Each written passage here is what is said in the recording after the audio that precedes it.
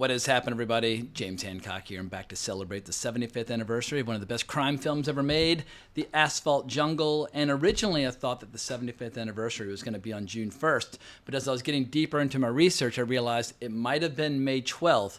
But then Rotten Tomatoes said May 23rd. Turner Classic Movies said sometime in June, but didn't mention a specific date.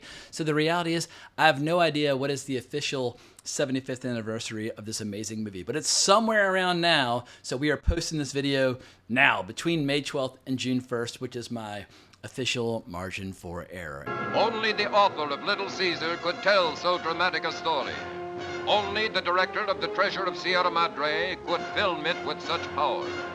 And if you're wondering where my stogie went from the thumbnail for this video, I put it out immediately after lighting it. My building has a strict ban on smoking of any kind. However, smoking is a huge part of this movie. This is one of those quintessential film noir or caper movies or heist films, whatever term you want to use. They all apply equally well, but Sam Jaffe's character in this movie just is sucking on cigars the entire movie. So as a tip of the hat to the great Sam Jaffe, who plays the character Doc Erwin Riedenschneider, I had to light up a stogie, which is a new vice of mine. I feel like I'm getting old enough where I either needed to buy a Ferrari, start dating a girl half my age, or start smoking cigars. So I recently bought my first box of Monte Cristo half Coronas, and that's the stogie that you saw in the thumbnail. In any event, let's talk The Asphalt Jungle, which for me represents kind of a turning point for John Huston, a director who is constantly evolving across several decades. He's one of a very short list of directors where he managed to create great movies in multiple eras. He started as a screenwriter in the 30s, started directing movies with the Maltese Falcon in the early 40s, and he kept at it up through The Dead in 1986 or so. But whether you're talking about the 40s, the 50s, the 60s, the 70s, or the 80s, he made good work in all those decades as a filmmaker, as a screenwriter, as an actor. I think he's one of the greatest personalities in the history of movies, where he's one of those figures where he seemed to have found a way to cram the lives of 100 men into one lifespan, and we probably won't ever see his like again.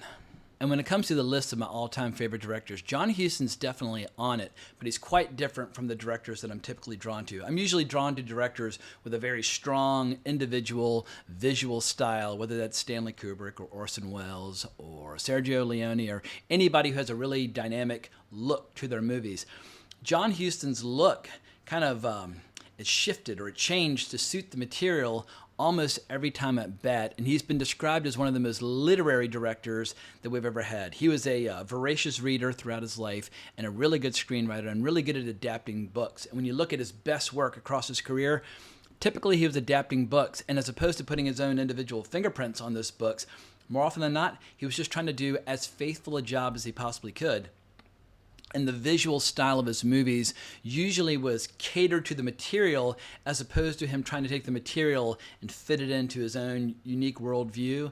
And I find that very refreshing, but it's like if you look at his movies from the Maltese Falcon through The Treasure of the Sierra Madre, through Asphalt Jungle, all the way to the 1970s with masterpieces like The Man Who Would Be King, he always seems to be evolving and changing. And I think that's one of the reasons he was able to stay so good as a filmmaker throughout his life, is that all you need is excellent taste in books, and you're off to the races, as opposed to having to write a screenplay from scratch.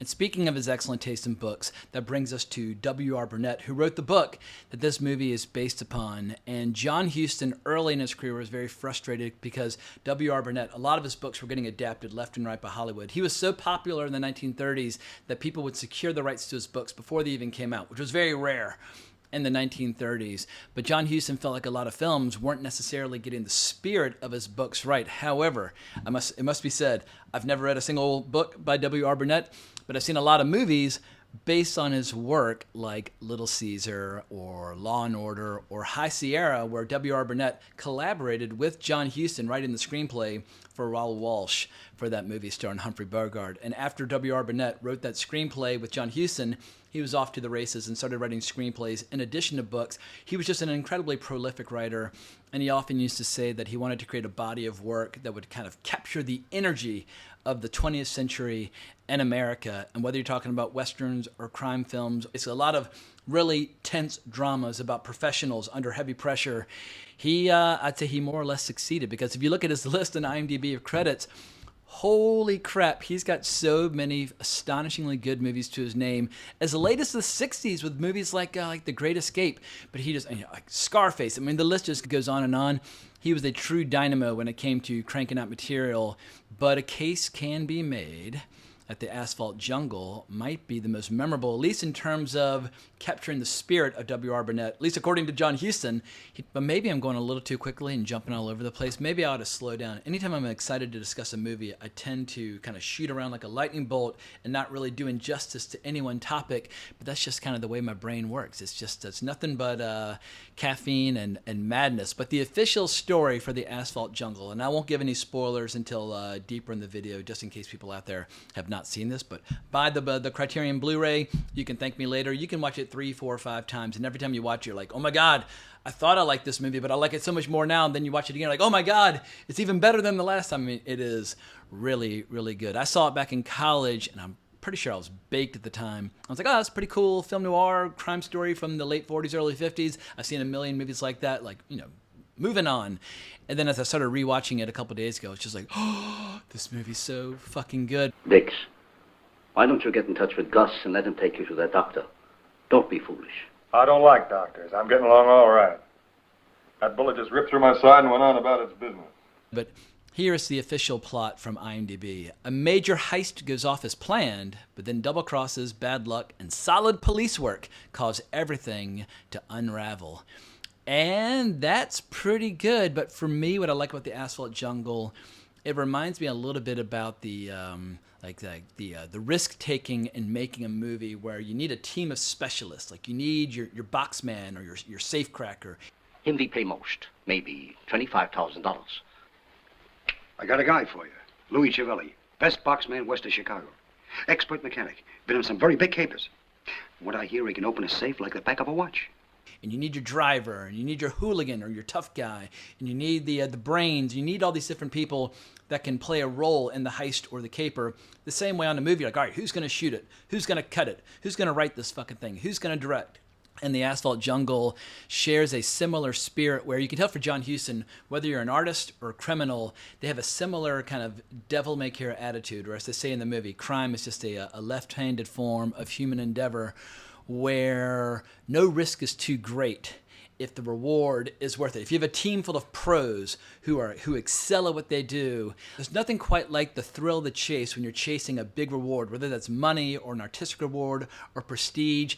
And John Huston embraced that spirit throughout most of his career, thanks to his father, Walter Huston. Nuts! Nuts, am I? Let me tell you something, my two fine bedfellows. You're so dumb there's nothing to compare you with. You're dumber than the dumbest jackass. Look at each other, will you? Do you ever see anything like yourself for being dumb specimens? John Huston's father, Walter Huston, was an absolutely brilliant actor, and he was in Law & Order based on another book by W.R. Burnett, and he also won an Oscar being directed by his son in Treasure of the Sierra Madre. They were born to work together, but apparently throughout a lot of John Huston's childhood, poverty and riches were always like one step away, where they were constantly kind of broke, but on the cusp of greatness.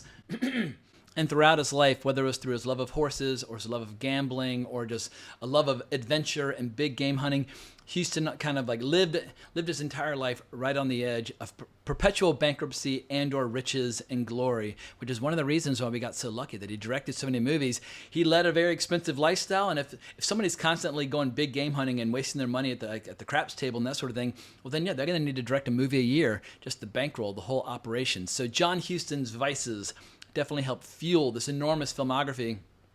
Speaking of which, vices are at the core of the Asphalt Jungle. It's about professionals, but every professional in this movie has a key vice, which I can't go into spoilers yet. Let's just say that it has a major impact on their ultimate fate. Like Sterling Hayden's character is obsessed with horses. Yeah, I remember I was dreaming. I was up on that colt's back, and my father and my grandfather were there watching the fun. That colt was buck jumping and pitching, and once he tried to scrape me off against the fence, but I stayed with him, you bet. And Sam Jaffe's character is obsessed with young girls. Or Louis Callahan's character, he's obsessed with the appearance of wealth, the trappings of wealth, the prestige of wealth. I gotta get out. I gotta get out from under. And it's because of all these deep character flaws that this movie becomes endlessly rewatchable. Like, the caper itself is interesting and it's very tense, and as you're watching the movie, you can kind of feel your gut slowly tightening up over the course of the movie as things start to go wrong. But I like watching Sterling Hayden talking about his days growing up in Kentucky and how they have pure water for making whiskey. Kentucky, Boone County, Kentucky. Best water in the USA. Is that so? Yes, the water makes the whiskey fit to drink. You know, fantasizing about the horses he used to ride when he was a kid, and now all he wants to do is make enough money so he can go back and buy the family farm. And Sam Jaffe, he's always either like looking at calendars of pretty girls or talking about how he wants to go to Mexico and chase pretty girls, to the point of his own ruination, obsessively watching girls dance even when he's got $500,000 in jewels in his pocket. It's fascinating watching that. And also just watching Louis Callaherne delivering the performance of a lifetime of a very elegant, respectable member of the community. He's a lawyer. He's very successful, but he's got a woman on the side, and he spends too much money, and he's broke, and he's planning on double-crossing all these scary fucking criminals. And, of course, the woman on the side is none other than Marilyn motherfucking Monroe, who is just getting started in this movie, and let's just say she made quite an impression. What's the big idea standing there staring at me, Uncle Lon? Don't call me Uncle Lon. I thought you liked it. Maybe I did. I don't anymore. And there are a lot of conflicting tall tales out there about how Marilyn Monroe got cast in this movie. Some people say that a person who had some of John Huston's horses put the squeeze on him and said they were going to sell off his horses unless he cast Marilyn Monroe. John Huston has spoken in interviews about how he had no idea that Marilyn Monroe would become this giant global icon, but that she nailed the audition. Read beautifully. I remember she, if you recall the role in the film, she played most of the part on a sofa, and there was no sofa in the room, and so she got down on the floor and did it very well. I instantly said yes, by all means. And some people say that John Huston cast her after he watched her leave the room. One of the historians who does a little video essay on this Blu-ray by the name of Eddie Mueller. But Eddie Mueller claims that John Huston said Marilyn Monroe was one of the few actresses who could make an entrance by leaving the room. So in spite of the fact that this is very much a testosterone-driven movie with really gnarly professionals working together to try to rip off all these jewels, Marilyn Monroe makes the maximum of limited screen time, where when she's on the screen, yeah, you're not looking at all these crusty old guys. You are looking at Marilyn Monroe, and she's sexy, and she's funny, and she's charming, and yeah, she shows all the qualities that would make her a global icon in a few short years. Bring the young lady in here. Do I have to talk to him? Couldn't I just talk to you? So much so that a few years later, when they did a new poster for the movie, they just made her the feature attraction, even though she's just got a bit part in the movie. But according to this poster, this is a Marilyn Monroe vehicle the same way like Gentlemen Prefer Blondes is, or The 7-Year Itch, or Some Like It Hot, or any Marilyn Monroe movie that you care to mention. But if I had to call attention to one ingredient that keeps me coming back to this movie, it would be the friendship between Sterling Hayden's character, Dix Handley, and the character played by Sam Jaffe, Doc Irwin Riedenschneider, because they're so different. One's brains, one's brawn. One's a planner, one's a doer. Like, you know, Sterling Hayden is as tough as they come in this, saying things like, "Quit your crying and get me some bourbon." I'm out 30 grand. We got a load of rocks. We can't even pedal. Why don't you quit crying and give me some bourbon? Anytime online for the rest of the time, someone disagrees with me, I'm just going to send that clip. Quit your crying and get me some bourbon. I feel like that'll shut down any and all dissent or debate or whatever the case might be. But in spite of the fact that these guys are so different and have such different dreams and aspirations and such different goals in life, a trust and a bond and a friendship emerges, especially as things start to go wrong and they have to rely upon one another to try and, you know, make this score, you know, happen, make their dreams a reality of selling all these jewels and getting away with $500,000, which in 1950, I don't know what that would equate to, but quite a lot in $25. If he's got it, we'll collect. Good. We'll meet Mr. Emmerich after the caper, deliver the jewelry, and get our money. The payment is to be immediate and in cash. After that, we pay off and scatter. Don't worry, Doc. We'll collect. Let me just pause for a second and talk about Sterling Hayden, who's a fascinating figure. A couple of years ago, I did a podcast on Wrong Reel 572 with filmmaker Robert Amara, where we tackled his entire career. And the documentary, Fairest of Chaos, is on this Blu-ray. So yeah, it's got an interview, 2 interviews with John Huston. It's got a couple different things on here, but it's a great package overall. But Sterling Hayden started as an actor in the late 30s, and then he went and fought in World War II. But here's a brief summary from Wikipedia about his war service, a time where he went under the pseudonym of John Hamilton to kind of disassociate himself from his acting career. But after selection to and graduation from Marine Corps Officer Candidate School, Hamilton was commissioned a second lieutenant in the Marine Corps Reserve and was transferred for duty as an undercover agent with William J. Wild Bill Donovan's office of the Coordinator of Information. Hamilton remained there after it became the Office of Strategic Services, the OSS. He received the Silver Star for gallantry in action in the Balkans and Mediterranean. According to his citation, Lieutenant Hamilton displayed great courage in making hazardous sea voyages in enemy-infested waters and reconnaissance through enemy-held areas, a bronze arrowhead device for parachuting behind enemy lines, and a commendation from Yugoslavia's Josip Broz Tito. He left duty on December 24, 1945. Tito awarded him the Order of Merit. And when people wonder in 2025 why a lot of actors seem so soft in comparison to a lot of these grisly old tough guys from a bygone era, well, it's due to experiences like that. Don't bone me. Now, look, I'm not boning. Did I ever welch? Nobody said you did. You just boned me. Look, Dix, I'm not asking you any favors. I'll go get you your 2300 right now. But the story of Sterling Hayden gets much more complicated because during the late 40s and early 50s, during the period of the House of Un-American Activities Committee, he did name names. He was not a communist then, but he'd gone to some meetings where he'd had some earlier communist sympathies at one point in his life. And during that period, there were a lot of filmmakers and a lot of actors who did choose to name names, and there were a lot of filmmakers and actors who got blacklisted. Form your own opinion about all those actors and the choices they made. But Sterling Hayden felt incredibly ambivalent and guilty about those actions throughout the rest of his career. So much so he considered leaving Hollywood altogether. But thank God he did not, because filmmakers like John Huston and Stanley Kubrick and friggin' Francis Ford Coppola or Nicholas Ray would put him to very good use in the years to come. Well, I first became aware of it, Mandrake, during the physical act of love. Huh. Yes, a profound sense of fatigue, a feeling of emptiness followed. Luckily, I was able to interpret these feelings correctly.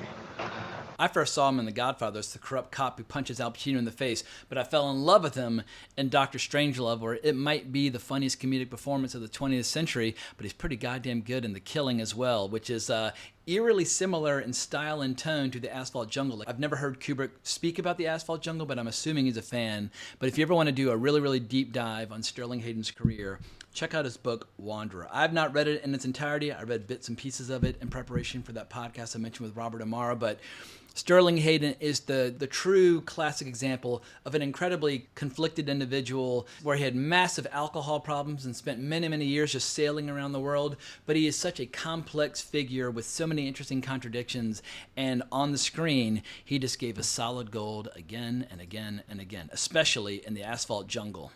But I found a great bit of trivia on IMDb about Huston's relationship with Sterling Hayden, where it says here, Huston said to him, "I've admired you for a long time, Sterling. They don't know what to make of a guy like you in this business." Huston was honest with Hayden about his chance for the lead role. Hayden recounts in his autobiography Huston's pitch.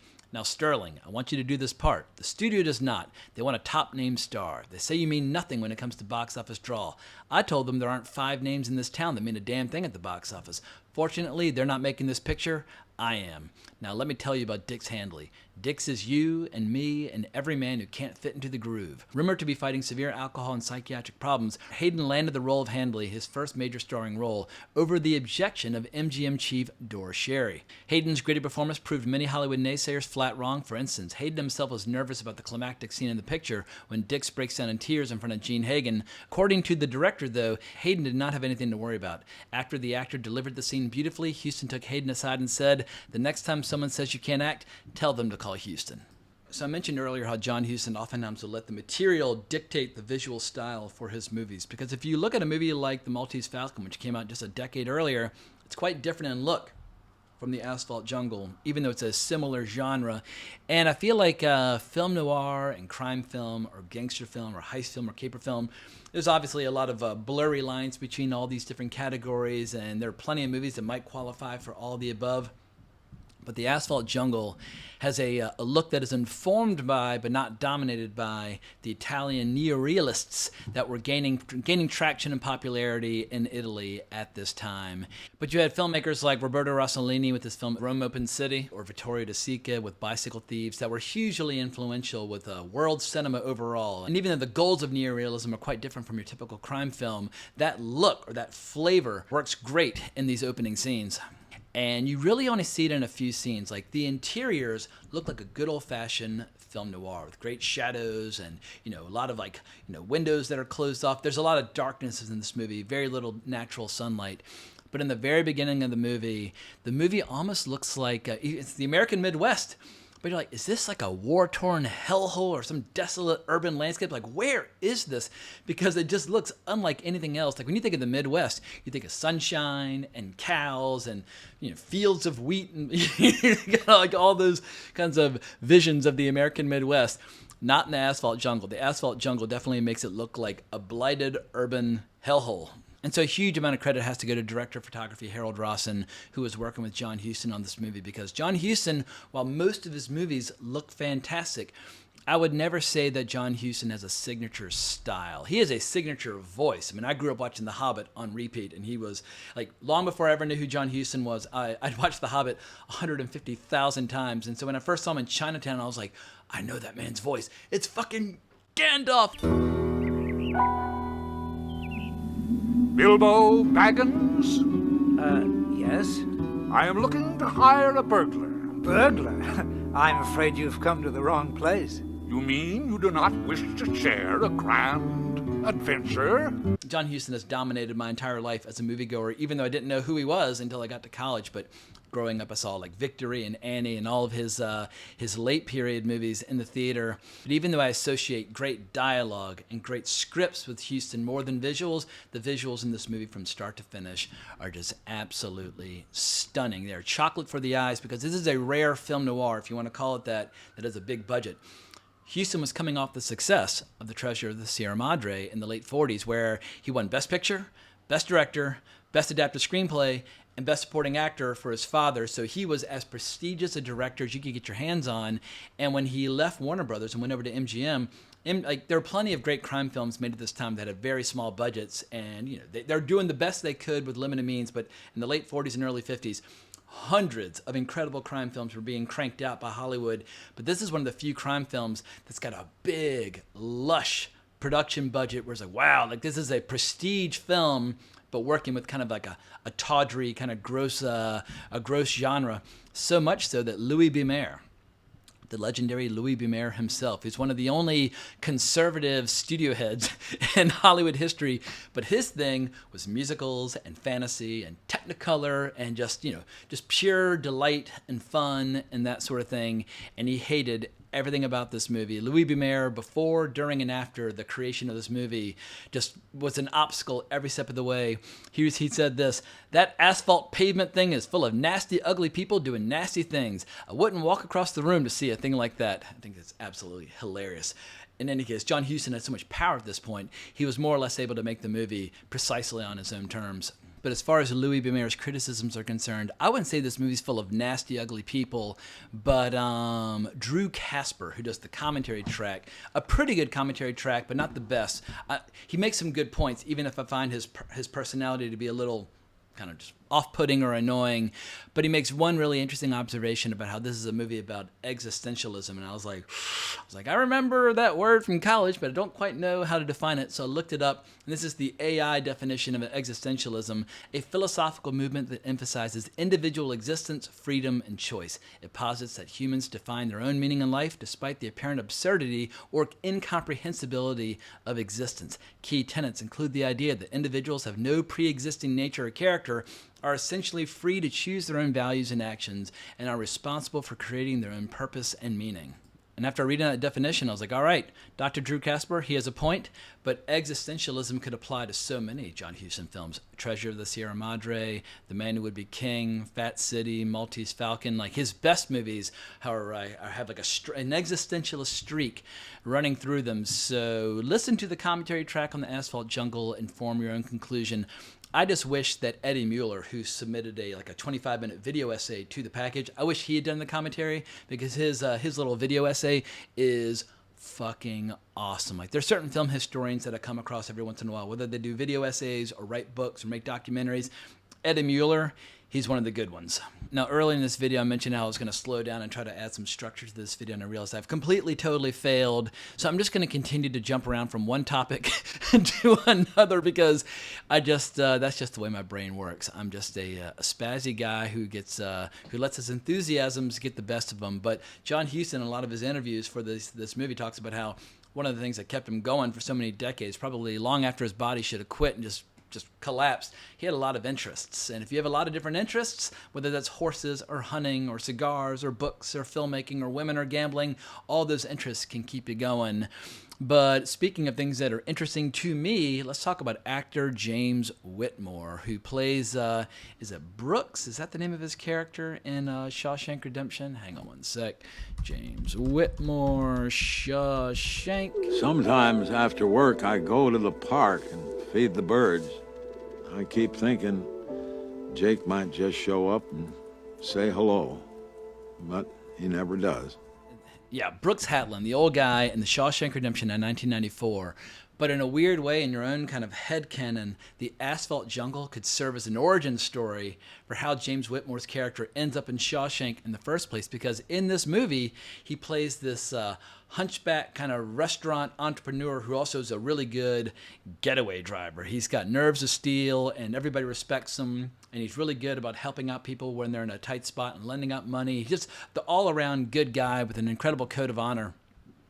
And when people get in his face about his hump in this movie, he lets them have it. Like this. Want to make something of it? You're a little off your beat, ain't you, Buster? How do you mean, Humpty Dumpty? I mean, you don't belong around here. You're just passing through.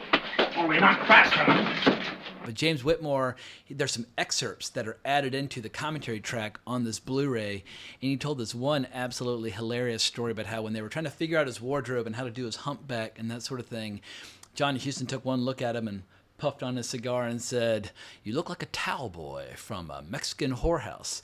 And James Whitmore was like, "Well, is that what you want?" Huston was like, "We'll work on it." And obviously, James Whitmore tells the story much better, and he can do a much better John Huston impression than I can.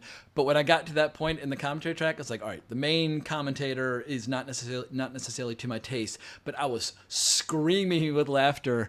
But his character is like Gus, played by James Whitmore, which make this movie just an absolute Hall of Fame classic, because it's a true ensemble piece. The movie is littered with great characters, like John McIntyre as Police Commissioner Hardy. He is just tough as nails. He's the only person in this movie, well, he's a little corrupt. Let's just say he's not as corrupt as everybody else, but he's a person of strong moral fiber who's disgusted by the fact that the character played by Louis Calhern is dating a girl who's young enough to be his granddaughter. How did she impress you? Very much. She's some babe. That's not what I mean. Was her manner straightforward? Oh, well, I guess she was telling the truth, all right. Married 20 years, consorting with a woman young enough to be his granddaughter. It's disgusting. But we also have to talk about Jean Hagen as Doll Conovan. Once again, her first name is Doll in this movie, but she is the girlfriend, or semi-sorta girlfriend, of Dix. She would like to have a more kind of a committed relationship with him if she could, but all he can think about is getting back to Kentucky and getting back to his horses. But she has so many incredible scenes, like after she's been fired from a club where the club got raided, and she's kind of drinking and crying and plucking out her fake eyelashes while talking to him. It's some marvelous acting. Doll, if you're going to smoke, you got to learn to carry matches. And one of the best scenes, she's awakened in the middle of the night by Dix and Doc when they're on the run, and she's taking a bunch of sleeping pills. But usually, when you think of Hollywood movies from 1950, you think of glamour, and everybody looks great, and everybody looks like they're going to the Oscars. But the way she kind of drags herself out of bed, this movie just leans into the fact that these are people where their lives aren't that great. And perhaps their lives aren't that great due to the decisions that they've made, But this movie has a very sympathetic view of people who live outside the bounds of the law, like true outsiders. Once again, as Louis Calhern says so eloquently in this movie, After all, crime is only a left-handed form of human endeavor.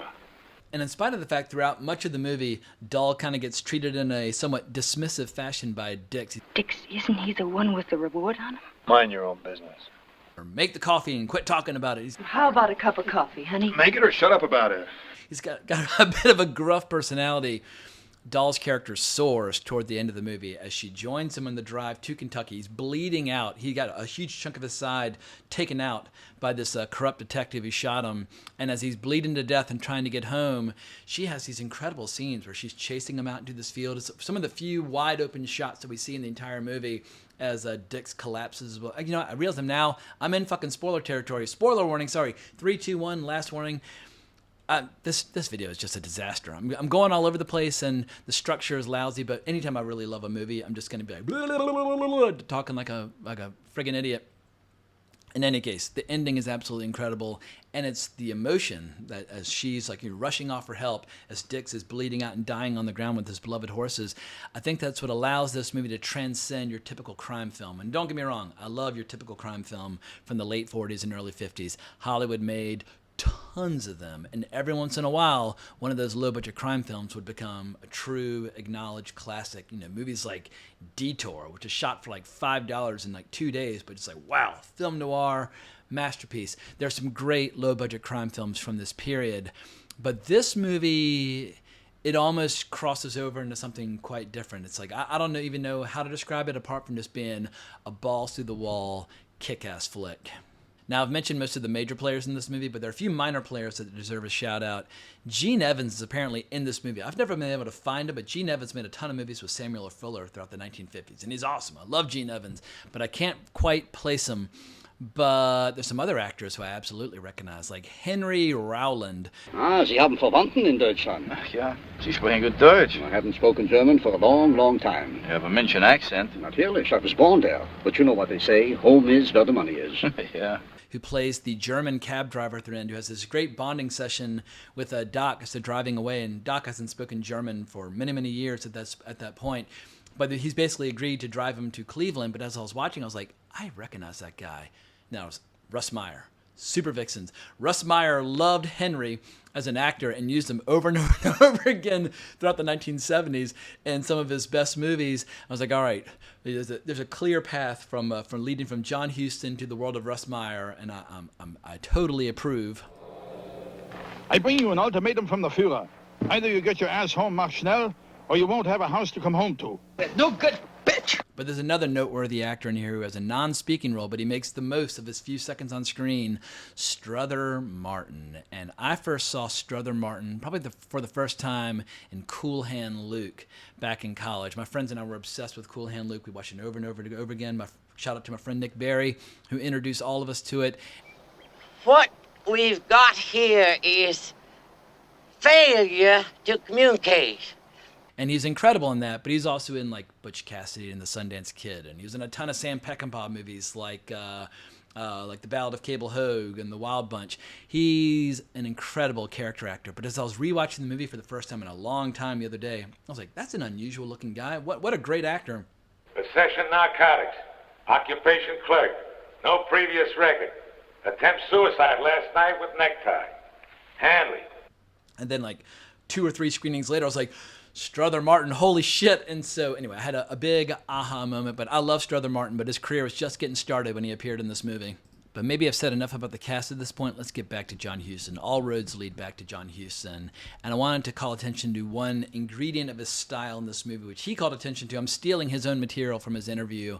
But he doesn't necessarily believe in a lot of self-conscious, like overly stylized shots. He feels like the moment you realize, oh, what a great looking shot, you're basically breaking the movie. That every great camera movement, every great well-lit scene, it should all reinforce the central idea or the central concept of the movie. So he tries to have more or less an invisible editing style and an invisible photographic style, but every once in a while, almost like he can't help himself, he'll whip out a little directorial flourish, which I really like. Like when when the big double cross happens late in the movie, or about halfway through the movie, when the corrupt lawyer, Alonzo D. Emmerich, and the corrupt detective who worked for him try to double cross Doc and Dix. Doc throws the bag of gems right as Dix is taking a shot, and Dix is dodging the bullet and catching it in the love handle.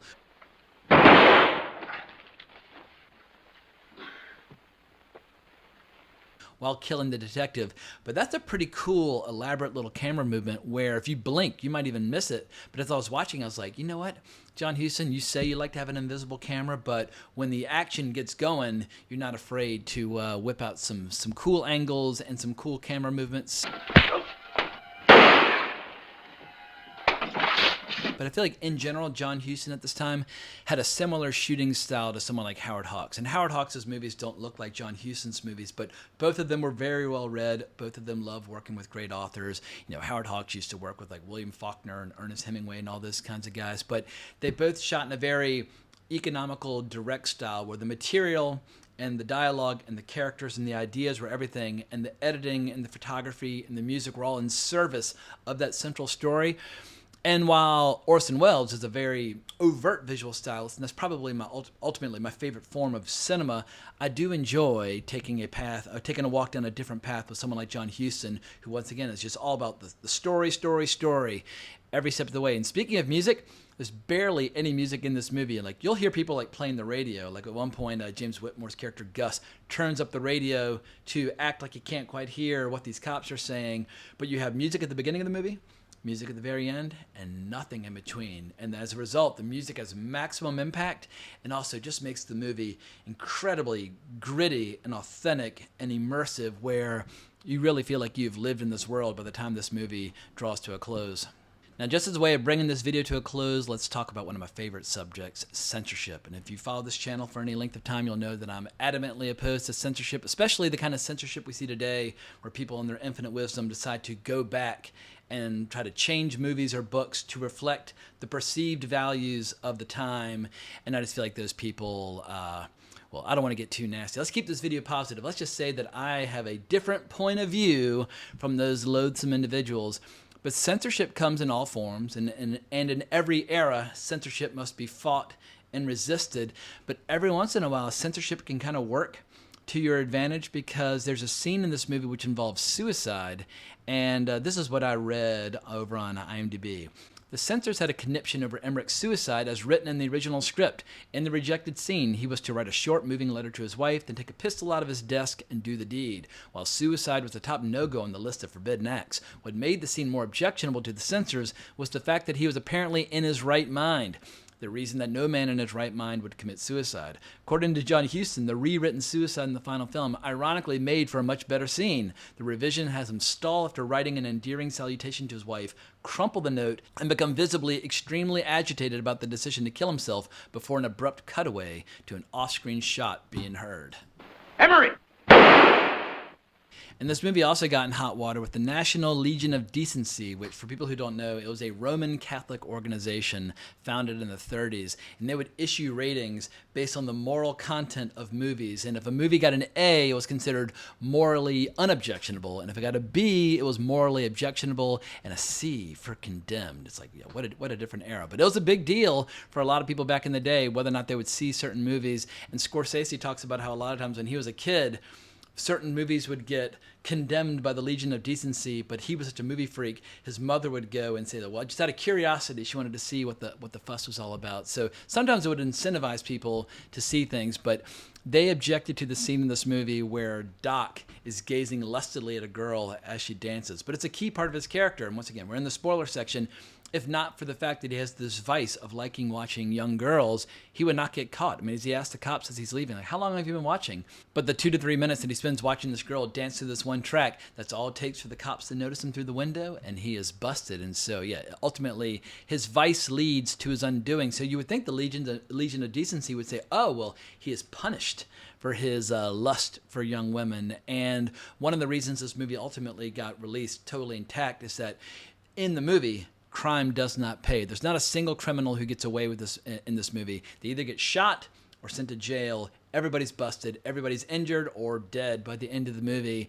And that was a big deal in the 30s, 40s, and 50s. You can never portray crime, or at least Starting in like 1934 with the production code, no criminals could ever to be seen as to be getting away with their life of crime. But maybe at this point I've blathered enough about this movie. I'm not the first person to call attention to this film's greatness. Martin Scorsese is a big fan. Michael Mann loves this movie. If you've seen Heat, you're like, oh, of course the Asphalt Jungle is going to be one of his favorite movies. The Asphalt Jungle basically supplies the playbook for everything that's great about Heat in terms of getting invested in the personal lives of professional crooks. Men who are incredibly competent, who are incredibly professional, who thrive under pressure, but ultimately have certain flaws which prove to be their undoing.